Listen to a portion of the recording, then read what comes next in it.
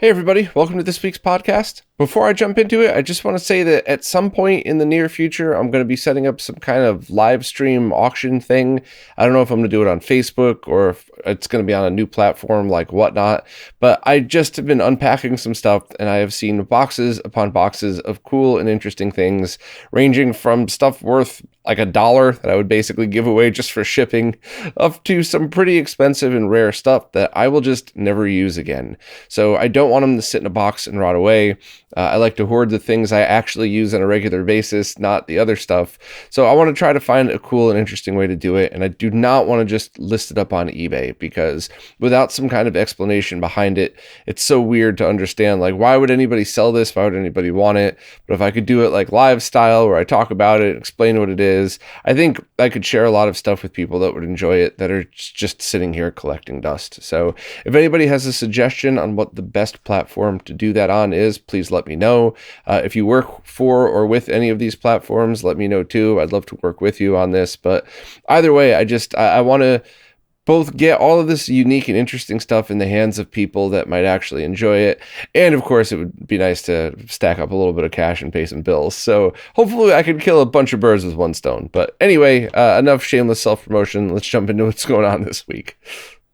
First up is a site that I want to share with everybody who uses Raspberry Pis or anything like it, because while stock is due to come in by summertime, due to the global part shortage and a bunch of other stuff going on, Raspberry Pis have been out of stock and jacked up in price lately.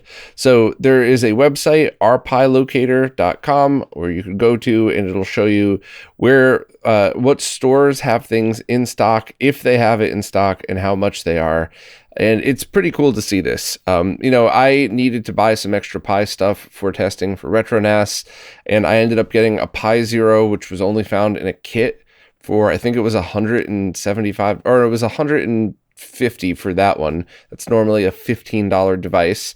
And I needed another Pi 4 for some testing, which should be about a $50 thing. And that was the one that I believe was 175, which is gross, but I absolutely needed it for testing, and I had to pay the scalp prices, which makes me feel bad as a person for feeding the scalpers, but there was no other choice. So checking out this website and constantly refreshing it multiple times a day will show you where things are in stock, what the prices are, and what country they're located in. So I've been checking this a couple times a day, and I'll probably end up picking up one or two extras if I can get them at cost, just to make projects like this easier. Because for me personally, especially the work I'm involved in and the stuff that I do, it's inevitable that I will have 3 or 4 Pis sitting in a box somewhere that months will go by when I won't even touch them, and I'll think, oh, what a waste. I should give these to people who need them, or use them for a different project and send that away. And by the time I have none left, I desperately need one, and they're out of stock somewhere. So I think I'm going to keep an eye on this website. If you want more info on the site and other stuff about it, check out Easy Goodnight's post. And Pis are so freaking helpful for so many different things if you could find them at the right price. $200 for a Pi 4 is not good. Don't recommend that to anybody unless you absolutely need one, like I did in that situation. But $50 for one? Hell yeah, there's a lot of stuff you could do that is well worth that 50, and even the Pi Zeros as well. And that's actually another reason why I've been holding off on that Pi Zero project I alluded to a few weeks ago, just because you can't even get them anyway now. So I'll get around to that as soon as time allows. But I also just think that it's no rush, because I want to wait till they're back to $15, so a bunch of people could really benefit from it. But anyway, check out the post for more info. This week's Roundup is brought to you once again by JLCPCB, and this week I want to talk about how to order your PCBs right through them. So just go directly to the website, click on Order Now, and just hit Add Gerber File. You don't really need to worry about anything else on that page yet. I know it's kind of intimidating for somebody who hasn't really done this before, but just wait for your Gerber file to load, and then you could check any of the options you want below. Now, normally any of the options you'll need will be pre-selected based on the files that you upload, but you can tweak them to your liking. And I think the most common thing people might want to tweak is what color their PCB shows up as. So I usually use just certain color codes for prototypes and others for production, but there really isn't a right or wrong thing. It's just however you want to do it. After you're done, hit Save to Cart, and then either sign into your JLC PCB account, or if it's your first time doing it, you can create one right there. After you're logged in, just hit Save to Cart and then View Cart in order to view whatever PCBs that you've added. If that's the only one that you need, then just go to Secure Checkout and begin the checkout process. After that, it'll ask you to confirm your address, which I'm obviously not going to show here, but then you get to choose your shipping method, which I always think is pretty cool. If you want very fast shipping, you could select the first option, which is a bit expensive, but you'll get your PCB really quickly. The bottom two options are great if you're on a budget and you're not in too much of a rush to get it, and the price is really impressive. Less than $6 total for a couple of PCBs and shipping. And there's a couple other options if you're interested, but I mostly just either like to use the fastest one or the slowest one depending on I'm in a rush or not. And after that, that's pretty much it. Just submit everything through and then enter either PayPal or your credit card in order to pay for it. And you'll pretty soon get some confirmations that the PCBs are being made and then another confirmation after they ship. So that's pretty much everything you need to know to have basic PCBs made from JLCPCB.com for under $6. Professor Abrasive just uploaded a new firmware for the Satiator optical drive emulator that only focuses on one bug fix. So last year, a new firmware was uploaded that allowed for better handling of SD cards that had latency spikes, which means overall you got better performance of audio and video when it was constant data being streamed from the card.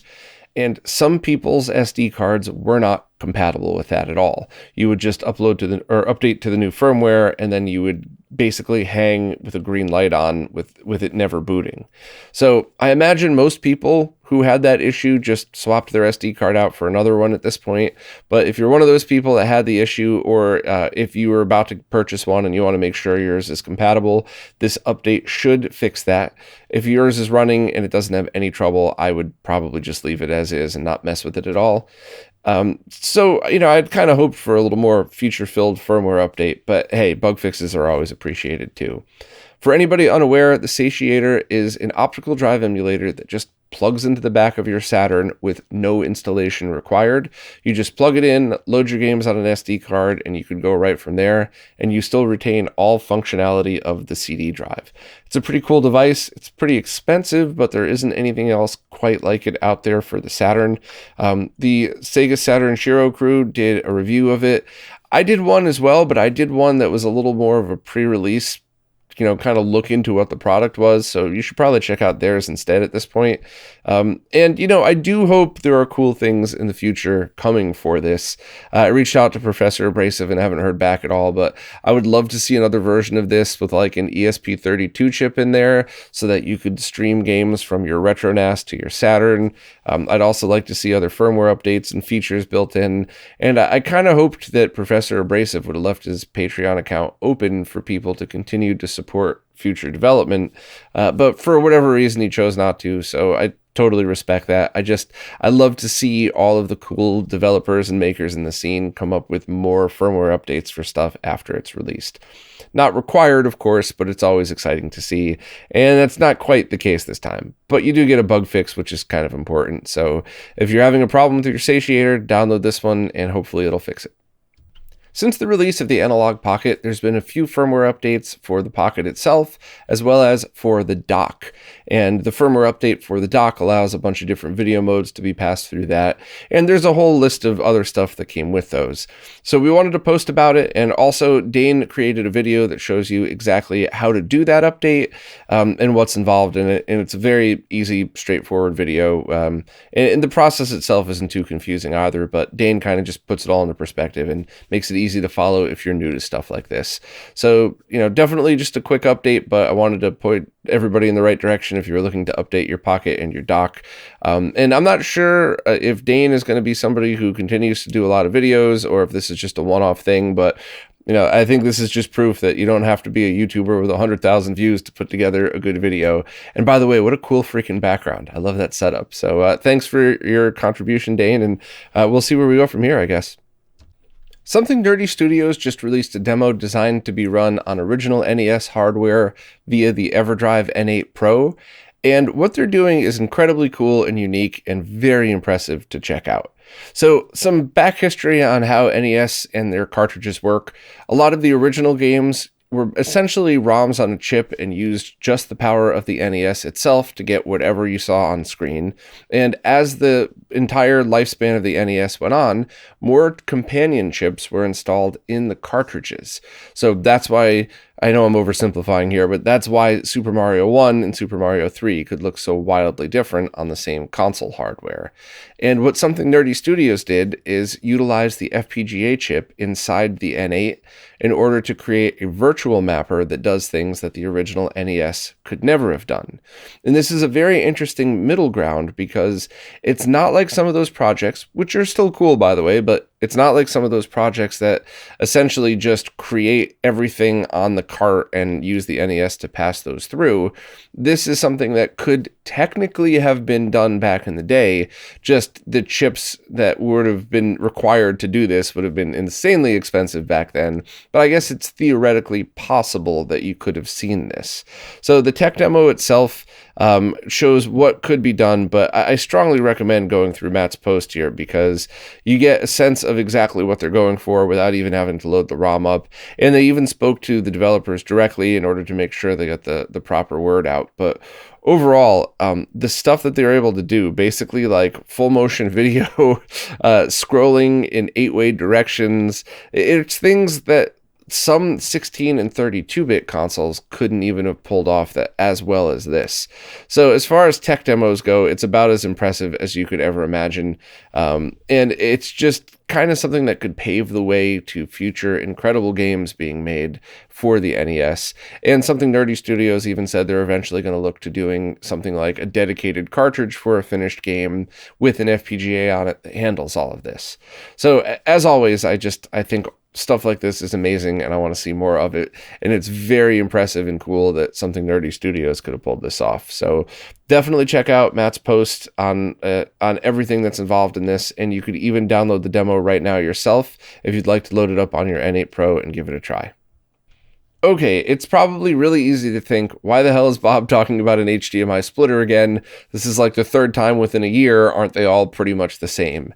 And sorta, but I really liked this one. It had a lot of features and all of them worked really well. And it's under $30. So I thought whenever you have something that's inexpensive and does its job exactly as advertised, it's something to get excited about. So here's a mini review, if you will, to go over everything that it does. And even if you don't think that you're interested, maybe give me a chance anyway, because you might decide afterwards that, oh yeah, I actually would use that for this. Or not. That's totally cool too. But anyway, it is a 2-to-1 HDMI splitter, and I'm just going to run through features in no particular order. It is powered by micro USB, and it is able to be powered off of your PC, which is a very big deal for me because I don't have many extra AC power slots available, and I always leave it plugged into my computer for capture stuff. So that some people might not care. That was a bonus for me. The 1-in, 2-out functionality was completely unchanged as far as I know, which is not surprising because I've rarely seen a splitter change the image at all, but it does not add any lag whatsoever. It accepted 3D, 4K, HDR10, does not compress the colors even a little bit. I did a pretty deep analysis on that just to make sure that everything was fine. So as far as 1-in, 2-out, it's everything you could ask for. It doesn't do anything wrong. And it even worked with the PlayStation 3 as well as recording games off of an Apple TV, which is something not a lot of these things do. Now, it also extracts digital audio from the HDMI signal. And of course, all of the caveats apply. If you have a 5.1 signal, you're going to run it through SPDIF and have the same limitations that you would. I don't even want to go down that rabbit hole. I've watched a couple of really good videos on it, but I'll just say that the device performs as advertised. It takes that digital signal, sends it to either SPDIF or coax digital, and we used MD4A analysis to ensure and guarantee that this thing does not change the signal as far as we could tell. And MD4A analysis is pretty deep and good. It's a pretty pretty strict analysis terms. So the fact that it passes that means that you could use this in your setup to do MD Fourier testing because it won't change the audio signal at all, which is cool. It's also going to switch on the front where you could either pull the EDID reading from your TV or tell the HDMI device to send it 2.0 or 5.1. I found that pretty handy because I manually set it to 2.0 for most of my testing because I don't have the ability or the need to capture surround sound at the moment. All my stuff, except for listening, is 2.0. And the other cool thing about it is the digital to analog conversion of the audio. The audio DAC is totally fine. Now, I want to make sure I say this correctly because I know I have a lot of audiophiles listening. For a $30 device that does other things and, oh, by the way, also extracts analog audio, I would say it's awesome. If you're putting it up against your super audiophile setup, it's probably meh. But in the context of what it does and what it's designed to do, I think it's a very cool extra feature. And it's actually become my go-to. We used MD Fourier analysis and I put it up against a View HD splitter that I've been using for years now. And it performed way better than the View HD, both in the analysis and to my ears. At the moment, I have a very good NAD amp, but I'm still waiting on good speakers to arrive, and I'm using two very old, very crappy speakers someone gave me just because they're magnetically shielded so I could use them next to my CRTs. And even with those old beat up speakers, the difference between the DAC built into the View HD splitter and the DAC in this was instantly recognizable. I just put the other one in a box, and and while the View HD did digital to digital conversion fine, the digital to analog stunk. Now I also put this next to a $125 it's the Modi, and that performed way better. But that's a $125 dedicated device that's kind of known in the industry as something that performs even better for the price when you consider what high-end DACs go for. However, with my crappy speakers, I could not hear a difference. I imagine that the moment I get decent speakers, I'd be able to hear the difference right away. But at the moment, I have two of these switches. I bought two because there were two different links and I wanted to make sure they were the same, or splitters, not switches, but I wanted to make sure they were the same, and they are. They were the same guts, the same case, just two different links. And I have one plugged into my computer, which I use for digital audio extraction and capture. And I have another one plugged into my projector CRT setup where I use that both to split the signal and for its DAC to go into my amp. So I would say, in my opinion, it's absolutely good enough for most people if you want to extract analog audio. If you already have an opinion on DACs, it's probably not for you because you've already gone down this rabbit hole of trying to figure out what's the best DAC. And I have a link here to the Modi if you're interested, as well as the other amp I use, because they're both pretty cool. But overall, it performed way better than I would have expected a $30 device to do. It did everything it was supposed to. It accepted every signal that I put through it. The only disclaimer I have is every time you see generic devices like this from multiple stores that are the same, there's no guarantee you're going to get the same twice. Now, a couple of friends wanted these, so I ended up buying two more from those same two links, tested them, and then forwarded them on to my friends and confirmed that they were all identical. But 6 months from now, you could get the same exact case with different guts. Or on the flip side, those same links might point to something that looks totally different that has the exact same board inside and the same performance. So I always want to give that caveat and give that warning to people and just remind everybody that if you do buy a cheap generic device like this, try to buy it from a place that accepts returns, because that way if you get it and it performs well, cool. And if you get it and somebody did a switcheroo and there's a completely different chipset of stuff in there, you could return it and not have to worry about anything. But so far, so good for this one. So if you're somebody that needs an HDMI splitter and an HDMI audio extractor and something that allows you to play PlayStation 3 and play games with your Apple TV through a capture card, this thing is definitely for you, and it's inexpensive. And I love it when they're inexpensive. I use some expensive stuff too, but I am way more excited about stuff that I could say is less than 30 than I am about, some of the crazier stuff. So hopefully this is a tool that some people could use. And if not, I'm sorry for wasting 7 minutes of your time talking about a splitter. I know we're a little late to the game on this one, but developer Mr. Sid has ported the Master System version of Sonic the Hedgehog to the Commodore 64. And the very specific reason why we didn't write this up before is because I wanted to truly understand what was going on so that I could explain it right. Because so many of the times that we've seen ports of games to other consoles, it's actually a reskin. So while that's neat, and I'm certainly not trying to take away from anybody's work and hobbies, you'd essentially take a game that already exists on the Commodore 64 and replace its graphics and sprites with Sonic or Mario or whatever else. And it's kind of fun to see, but it's essentially the same exact game. Whereas this is the Master System or Game Gear version of Sonic that has been ported over to run on the Commodore 64, which, please remember, this is a PC that was released in 1982. So you're having hardware that was, should have been more advanced and being backported back to this. And also there's always the console versus PC and how their graphics worked and how scrolling worked.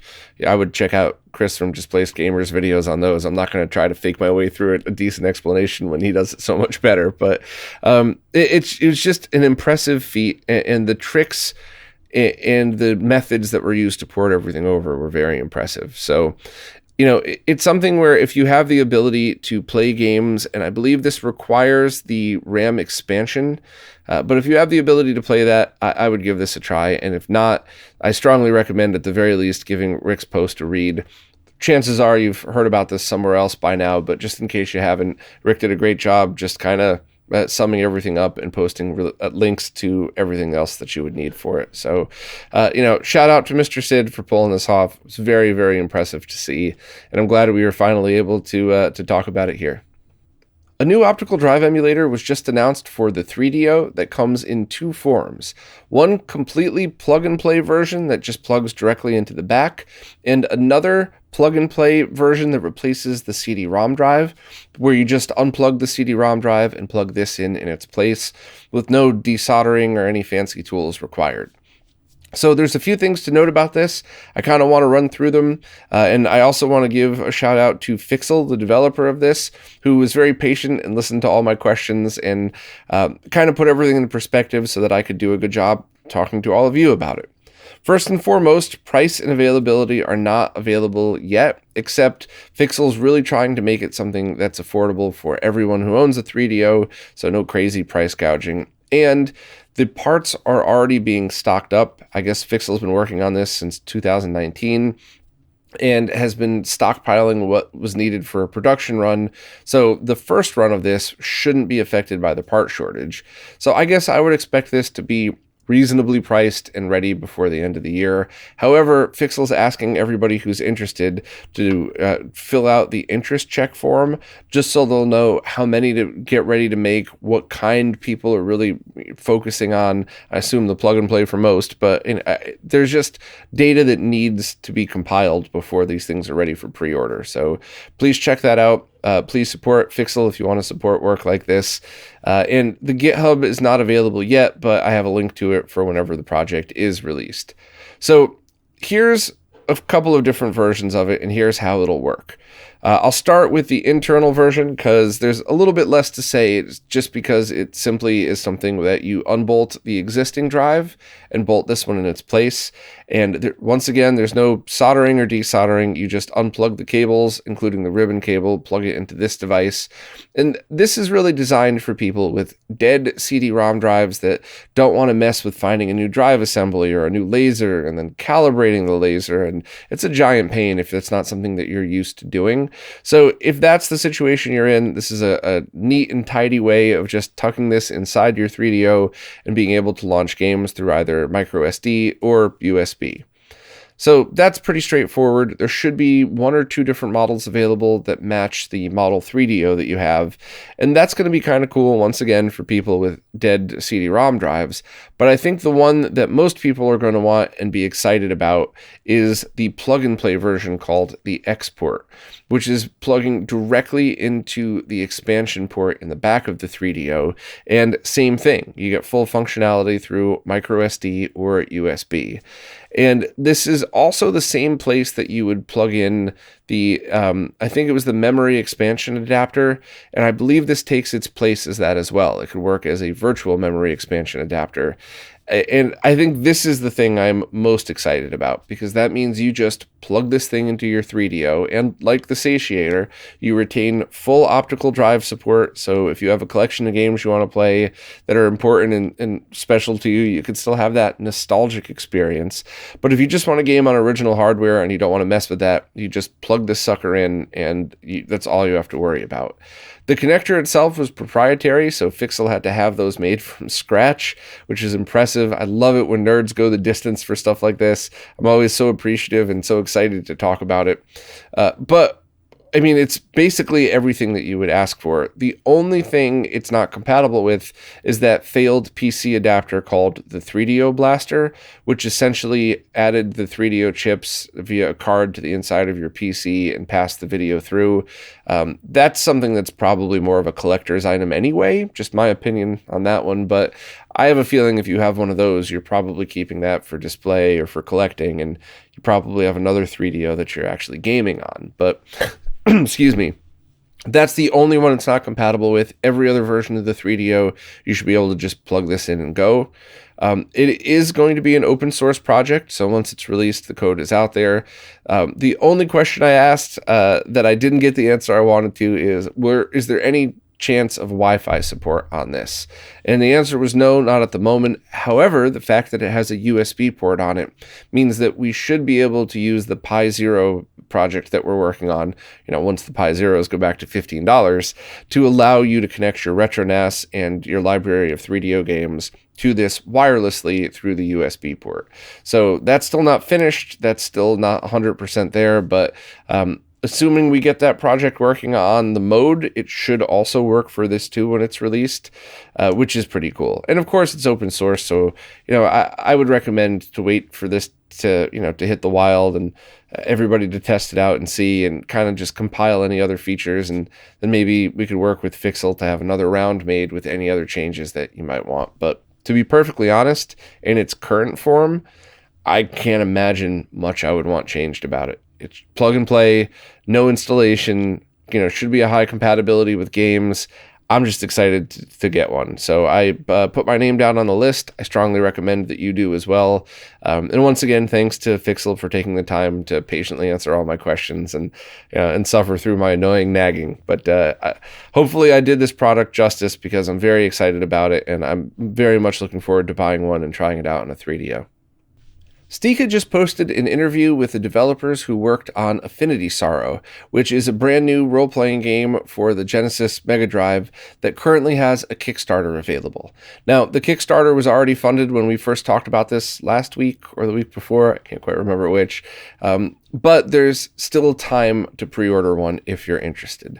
So my suggestion to you is to check out the original post we did on it, check out Stika's interview and hear directly from the developers, and then look through the Kickstarter and see if this is something that you would like to support. But I always love hearing developer interviews and hearing directly from the people behind the creations. And if you do too, Stika is a great interviewer, and I certainly enjoyed listening to this one. So if you like it, give it a chance. Now it's time for this week's Mr. Updates, care of Lou from Lou's Retro Source. As usual, I'm just going to skim through these, and if you hear anything of interest to you, please check out the post and Lou's video. And if you're into anything Mr. related or any of the other stuff Lou does, please consider subscribing to Lou and checking out all the other videos there. But let's go through and see what we got for this week. First, Robert Pipe, the developer of many awesome Mr. cores, has posted a video where he demonstrates his debugging process and goes about fixing a bug, which is really good if you want to know exactly what it takes to go through this process to develop a core for the Mr. Also, the Mr. framework has added support for adaptive scanlines. And what that is the scanline thickness changes based on the brightness in the area where they are, which kind of mimics a closer behavior of a CRT screen. And this, in order to take advantage of this, you need both the core and the scanline preset to enable it and to support it. So there's some big ones already. Genesis, Super Nintendo, Nintendo, Neo Geo, TurboGrafx, all of those could support that as is right now. So that's awesome. So if you're into scanlines and if you've been checking out some of the new stuff that's available, update your Mister, see if adaptive scan lines are available, and give that a try. I haven't had time to try it yet, but I'm excited to, because I really want to see how it affects the whole overall look of the system, and if it gives you one step closer to looking like a real CRT. Also, Hotego released a Hippodrome arcade core for Patreon subscribers, which is basically a fighting game where you could choose one of 2 human fighters to do battle on different kind of monsters, which sounds neat. Antonio Valena has developed a screen that shows what's going on with your Mister. So it allows you to see things like what core our arcade game is running, and I'm sure there's going to be other uses that you could figure out for it. And the cost for it is 50 euros. I saw pictures of this on Twitter. I thought it looked absolutely awesome. And I really got to talk to Antonio one of these days. So if anybody's friends with Antonio, please have them message me. I think it'd be fun to have a chat and talk about all the cool things that they've been working on. Also, the YouTube channel Mr. RetroWolf has a series of videos where he's been teaching people how to code a Namco arcade core for use with the Mister. So that's another great behind-the-scenes look if you want to figure out how to do this stuff for yourself. And Lou himself did a tutorial on how to have a Namco GunCon 2 light gun used on multiple cores, which is something that I think I have a GunCon sitting here. I gotta find it, but I really want to try that out, because while I love using all of the original controllers, sometimes I think it's just fun to blast away at a light gun game, and I want to make sure that it's easy to do so, because for me personally, that's one of the biggest factors in trying this. If I have a bunch of people over and we're hanging out and somebody makes a comment about, oh yeah, you want to play that game? If it takes 15 minutes to set up and configure, everybody's lost interest and they've moved on to something else. Where if it's like, oh hey, let's play Lethal Enforcers, if I could just grab a GunCon, plug it in, start shooting, and then have somebody go, all right, let's do Duck Hunt instead, and I just flip the core and do that. I think that just, I like it when things are easier to use like that, because sometimes it sucks the fun out of it when you have to spend a lot of time getting things running. There's been a couple other updates as well, a bunch of Mr. Framework updates, some updates to the BBC Acorn, the Color Computer 2, the TurboGrafx, and the 486 core should have Shadow Mask support, along with some other updates as well. So once again, if you want much more detailed info on this stuff, please check out Lou's channel and this post, and we'll continue to update you on all the awesome stuff going on in the Mister scene. I recently posted an interview with Mathijs Nilwik, who was the developer that reverse engineered the Game Gear motherboard. I talked about him when Tito posted a video over on Macho Nacho about it. That video is embedded in the post if you'd like more info. And in fact, I would suggest checking out that video first and then checking out the interview, just so you get an idea of what to expect. But we talk about the reverse engineering process, but also about how he uses and purchased his own pick and place machine, and what other versions are available and what other stuff he's working on. It was a really interesting interview, and a really cool subjects to talk about. Cool if you're a nerd, of course, but I just had a great time talking to him. The only thing I'll say is we recorded this over a month ago because I wanted to make sure that there was stock of his product available when the interview went live, because unfortunately the way things happen, especially now with a part shortage, so often I'll release a video on something or an interview and it'll be out of stock right away, and then I just have a whole bunch of angry people accusing me of all sorts of things for doing that. So we wanted to make sure there was at least some stock available. There might not be by the time this video releases, but just keep an eye on the main webpage on Mathijs's eBay store, and of course you could follow on Instagram and everything else. But I definitely enjoyed this one. It was also sponsored by Riverside again, and because we recorded it a month ago, it was not shot with Riverside, so I thought it was a pretty cool comparison to last week's and the one coming up next week as well. So hopefully you enjoyed that one. I sure as heck did, and thanks again to Mathijs for taking the time to just sit there and chat with me. A team of awesome developers have been working on a project called the MC to SIO, which is an SD card adapter for the PlayStation 2. And what this essentially allows you to do is run games from the memory card adapter right from a micro SD card.